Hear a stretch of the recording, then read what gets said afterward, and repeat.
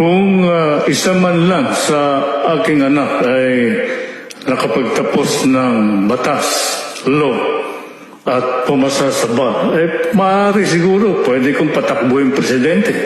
May advantage ka kasi pag ikaw ay nagtapos ng batas, law graduate, abogado, ay kung wala kang natapos, paano mong bibigyan ng solusyon ng problema ng bansa? Nakakahiya ka.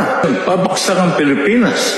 Kung ang isang tao ay ayaw makipagdebate sa kampanya, ibig sabihin, wala siyang plataforma. Wala siyang alam kung paano maging presidente ng bansa. Hindi, influence peddler lahat yan sa Malacanang. Ano ang mangyayari sa ating bansa kung ang papalit isang drug addict, walang degree? Kailangan ng taong bayan ay isang gobyernong tapat at ang sa ganon ay umangat. Anong silbi ng pagkakaisa kung ang iboboto naman ninyo ay ang mga nagkakaisang magnanakaw? Ay kayong bahala sa buhay ninyo.